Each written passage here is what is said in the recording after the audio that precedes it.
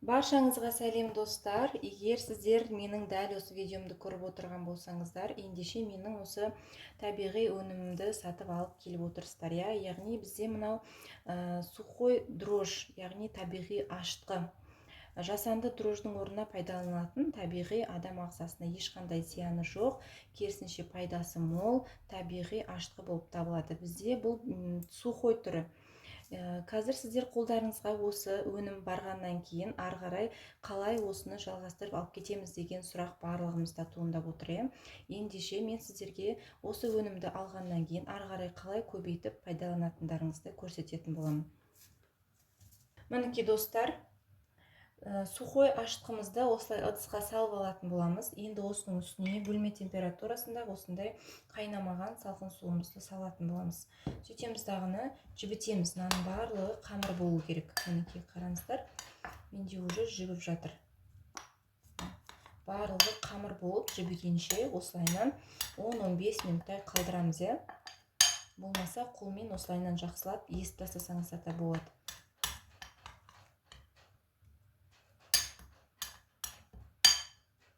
Мінекей кішкене жібісін қалдырамыз. Осылайынан қамыр болу керек барлығы.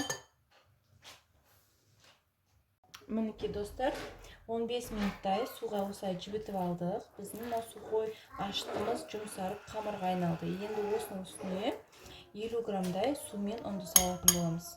60 граммдай су болды, ештеңе етпейді артық су. Негізі 50-60 граммдай салсаңыздар да бола береді. Даже 100 грамм сумен ұнды салсаңыздар да болады.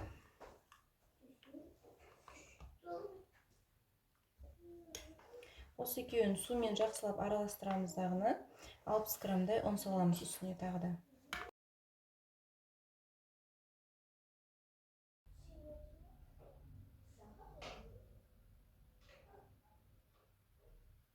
Енді жақсылап араластырамыз барлығын.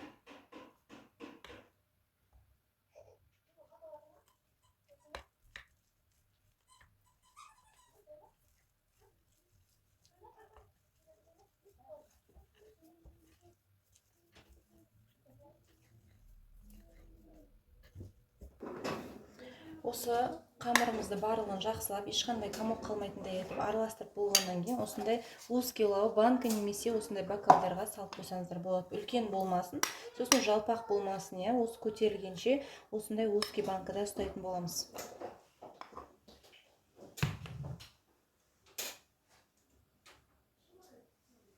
Салдық.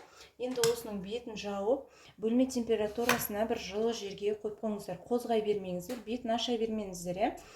Бөлме температурасында 12 сағатқа дейін тұрсын, өзі жайменде бойын көтеру керек. Және бір айта кететін жайт, ханымдар, егер сіздердің үйдегі ұндарыңыздың құрамы өте төмен, нашар ұн болса да, бұл закваскаларыңыз дұрыс шықпайтын болады ары қарай. Үйдегі ұндарыңыздың бірінші және жоғарғы сұрыпты ұн болсын, высший және первый сортты ұн болсын. Ол бірінші мәселе. Екінші мәселе, белогына қараңыздар. Белогы 10-нан жоғары болсын, белогы. Осы заквасканы шығару үшін. Енді бетін жауып, қатты жаппаңыздар, кішкене осындай пленкамен жабыңыздар, немесе бетін жауып тұратын бір крышкамен слегка жауып қойсақ, осылайынан тұрады. Бөлме температурасында қозғалтпай 12 сағатқа шейін қойып қоямыз. Мінекей достар, бізде 12 сағат тұрды мынау табиғи ашытқымыз. Қараңыздар, өз бойынан қалай көтерілген.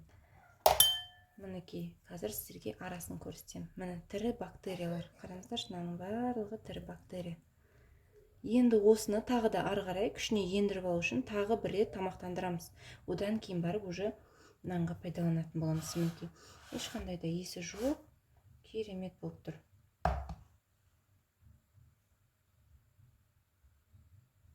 Жылы жерге қойып қойсаңыздар, өзі жақсы көтеріледі. Арасын барлығы тірі бактерия. Енді осы жерде бізде қанша грамм шықты, мысалы үшін барлығын аламыз, өлшейміз дәл осылай.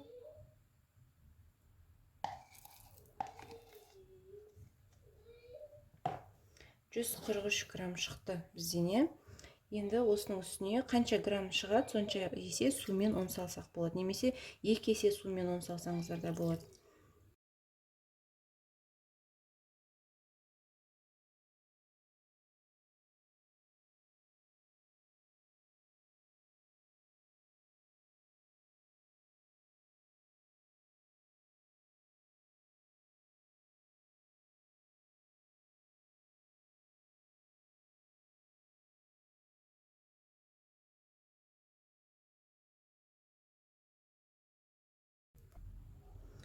жақсылап араластырып болғаннан кейін үстіне қанша есе ұнымызды салатын боламыз.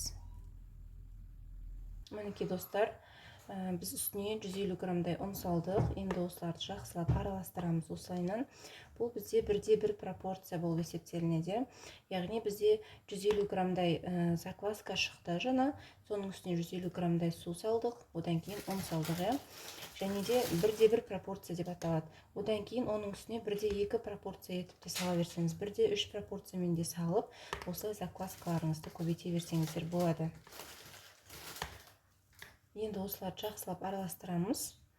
Араластырып, тағы да бөлме температурасына уже 3-4 сағатқа қоямыз. Енді 3-4 сағатқа қоямыз. Біз жаңа ең бірінші рет сухой түрінде келгеннен кейін кішкене жаймендеп көтеріледі. Ол сухой түрінде болғаннан кейін, ол кішкене есін жиып алғаннан кейін барып осылайынан активный бола бастайды закваскамыз.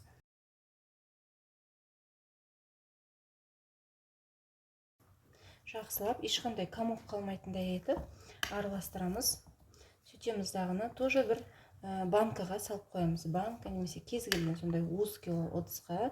Уже бұл жолы өзінен үлкендеу ыдысқа саламыз. Себебі бізде закваска көбейді. Ол көтеріліп, өзі тағы да тұрып көтерілем дегенше тасып кетпейтіндей кішкене ұзындау үлкенірек банкаға салып қоямыз закваскамызды. Жылы жерге қоямыз. Мінекей достар, екіншісінде уже кішкене үлкендеу ыдысқа ауыстырамыз. Жақсылап, ешқандай комок қылмайтындай етіп араластырдық. Бетін жабамыз. Жапқаннан кейін жылы жерге қойып қоямыз. Бөлме температурасында тұрсын, холодильникке салынбасын. Егер пайдаланатын болсаңыздар, әрине холодильникке салмай көтертіп аламыз, неқа дейін жеткіземіз. Ал пайдаланбайтын болсаңыздар, холодильникке салып қоя берсеңіздер болады, осылай тамақтандырып ше. Одан кейін қазір мынау бізде 3-4 сағатта енді Алла қаласа жоғары қарай пикке дейін жетіп береді. Сол кезде біз нанымызды илеуге пайдаланатын боламыз. Қазір сіздерге осы көтерілгеннен кейін барып көрсетемін. Мінекей достар, 3-4 сағаттан кейінгі біздің мынау табиғи ашытқымыз қанша есе көтерілді. Жаңа бізде мына жақта тұрған бұл табиғи ашытқымыз мынақа аузына дейін уже асып тасып жатыр менде.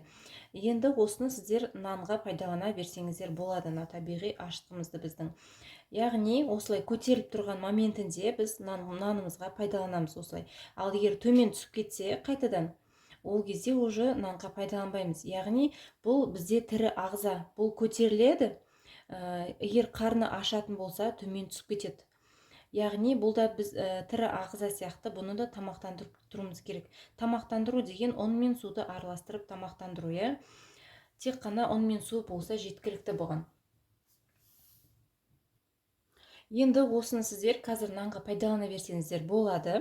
Одан кейін әр заквасканың түбінен кішкене алып қалып, тоже 50 грамм, 100 граммдай алып қалып, тоже ұн мен суды араластырып, егер нан пісірмейтін болсаңыздар, холодильникке салып қойсаңыздар болады. Ал егер нан пісіретін болсаңыздар, нан илейтін болсаңыздар, бөлме температурасына шығарасыздар да көтеріп аласыздар. Көтеріледі бұл. Көтерілгеннен кейін барып нан илейтін боламыз. Егер төмен түсіп кетсе, қайтадан су мен ұнды салып араластырып тамақтандыратын боламыз. Яғни бұған су мен ұнды беріп тамақтанып отырған сайын бұл күшіне ене беретін болады, және де көбейе беретін болады. Ал егерде достар, бұл ашытқымен нан ашытуды әлі білмеймін деген жандар болса, осы менің YouTube каналыма тіркеліп алсаңыздар болады. Ішінде тегін осы закваскадан жасалған нандардың рецебі бар. Қарап, ішіне қарап жасасаңыздар болады. Достар, егер түсінбеген жерлеріңіз болса, астына комментарийға жазып, сұрақтарыңыз болса қойсаңыздар болады. Мен сіздерге міндетті түрде кері байланыс беретін боламын. Ендеше достар, мен сіздермен қоштасамын, сау болыңыздар. Ал менің осы табиғи өнімімді сатып алғандарыңыз үшін сіздерге алғысым шексіз.